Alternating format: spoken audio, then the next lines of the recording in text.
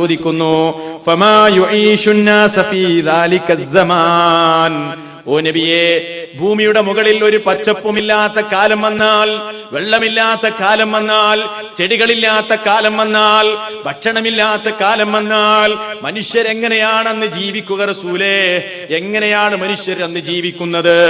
അല്ലാഹുവിന്റെ റസൂല് പറയുന്നു, ഖാല അത്തഹ്ലീലു വത്തക്ബീറു വത്തസ്ബീഹു വത്തഹ്മീദു വയുജ്റാ ദാലിക അലൈഹിം മജ്റത്ത്വാം. അന്ന് ലാ ഇലാഹ ഇല്ലല്ലാഹ് പറഞ്ഞാൽ, അന്ന് അല്ലാഹു അക്ബർ എന്ന് പറഞ്ഞാൽ, അന്ന് സുബ്ഹാനല്ലാഹ് എന്ന് പറഞ്ഞാൽ, അന്ന് അൽഹംദുലില്ലാഹ് എന്ന് പറഞ്ഞാൽ, വയുജ്റാ ദാലിക അലൈഹിം മജ്റത്ത്വാം, അതവർക്ക് ഭക്ഷണത്തിന് പകരം മതിയാകുന്നതാണ്. കാലഘട്ടത്തിൽ ലാ ഇലാഹ ഇല്ലല്ലയും അല്ലാഹു അക്ബറും സുബ്ഹാനല്ലയും അൽഹംദുലില്ലയും ഒക്കെ പറഞ്ഞാൽ അത് ഭക്ഷണത്തിന്റെ ഉപകാരം മനുഷ്യന് നൽകുന്നതാണ്. അതുപോലെയാണല്ലോ, ഈ പ്രക്രിയയിലൂടെയാണല്ലോ മലക്കുകൾ ജീവിക്കുന്നത്. അത്ഭുതപ്പെടേണ്ടതില്ല.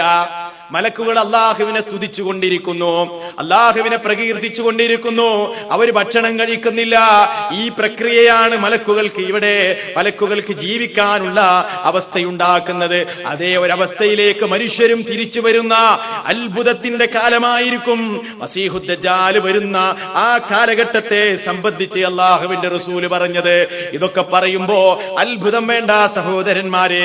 ഹദീസുകളെ വിശദീകരിച്ചുകൊണ്ട് പണ്ഡിത ലോകം പറയുന്നു, ആ കാലഘട്ടം എന്ന് പറഞ്ഞാൽ ഇന്ന് നമ്മൾ ചിന്തിക്കുന്നത് പോലെയല്ല. സമ്പ്രദായങ്ങളെ തകിടം മറിക്കുന്ന, അത്ഭുതങ്ങൾ സംഭവിക്കുന്ന, പല രൂപത്തിലുള്ള മായാജാലങ്ങളും മസീഹുദ് ദജ്ജാലിന്റെ കരങ്ങളാൽ സംഭവിക്കുന്ന, മനുഷ്യരുടെ ഈമാനിനെ പരീക്ഷിക്കുന്ന വലിയ ഫിത്നയുടെ കാലഘട്ടമായിരിക്കും അത് എന്ന് പണ്ഡിതന്മാര് കൃത്യമായി പറഞ്ഞിട്ടുണ്ട്. അതുകൊണ്ട് നമുക്കൊന്നും അത്ഭുതം വേണ്ട. ഇതൊക്കെ അള്ളാഹുവിന്റെ റസൂലിന്റെ കൃത്യമായ പ്രവചനങ്ങളാകുന്നു. ഇനി സഹോദരന്മാരെ, മസീഹുദ് ദജ്ജാൽ വന്നാല് ഈ ലോകത്ത് എത്ര കാലമാണ് അവൻ താമസിക്കുന്നത്? എത്ര കാലമാ താമസിക്കുന്നത്? വഇന്ന അയ്യാമഹു 40 യൗമാ. അവൻ ഇവിടെ താമസിക്കുന്ന ദിവസം 40 ദിവസമായിരിക്കും. ഇബ്നു മാജന്റെ റിപ്പോർട്ടിൽ 40 വർഷം എന്ന് വന്നിട്ടുണ്ട്. അതിനെ വിശദീകരിച്ചിട്ട് പണ്ഡിതന്മാര് പറഞ്ഞത് അത് റാവിക്ക് ഉദ്ധരിച്ചെടുത്ത് വന്ന അബദ്ധമാണ്. കൂടുതൽ റിപ്പോർട്ടുകളും വന്നിട്ടുള്ളത് 40 ദിവസം എന്ന റിപ്പോർട്ടാണ്. അതുകൊണ്ട് ഏറ്റവും ശരിയായ റിപ്പോർട്ട് 40 ദിവസമാണ് അവന്റെ കാലം എന്നതാണ്. 40 ദിവസമാണ്. ആ 40 ദിവസത്തിന്റെ അവസ്ഥ എങ്ങനെയെന്നറിയോ? യൗമുൻ കസന, അതിലെ ഒരു ദിവസം ഒരു വർഷത്തിന്റെ ദൈർഘ്യമുണ്ടാകും. വയൗമുൻ കശഹ്രിൻ, അതിലെ ഒരു ദിവസം ഒരു മാസത്തിന്റെ ദൈർഘ്യമുണ്ടാകും.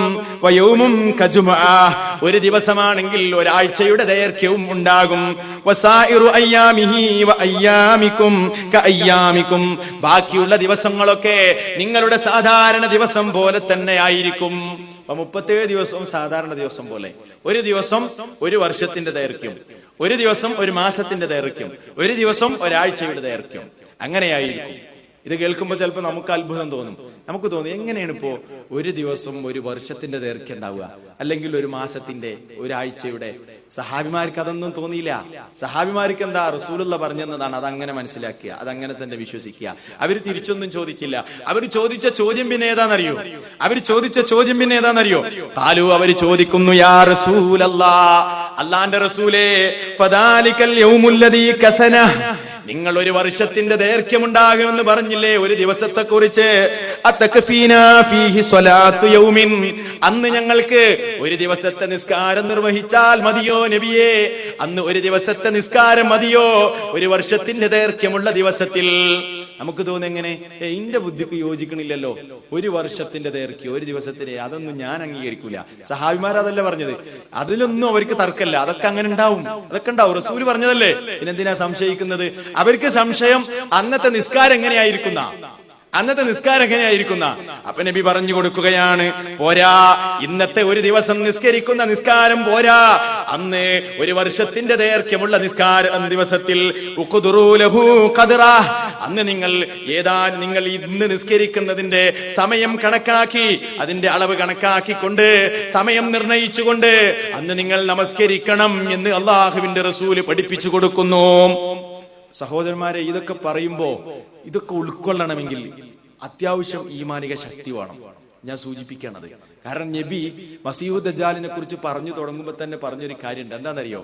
ഖശീതു അല്ലാ തഅഖിലു, ഞാനിതൊക്കെ പാടെ പറഞ്ഞാൽ നിങ്ങൾ ഗ്രഹിക്കാതിരിക്കുമോ എന്നെനിക്ക് പേടിയാണ്, നിങ്ങൾക്ക് കൺഫ്യൂഷൻ ഉണ്ടാകുമോ എന്നെനിക്ക് പേടിയാണ്. ഇത് നബി പറയാൻ കാരണം എന്താണെന്നറിയോ? ഇത് മനസ്സിലാക്കണമെങ്കിൽ കുറച്ചൊക്കെ ഈമാനികമായ പക്വത വേണം എന്നർത്ഥം.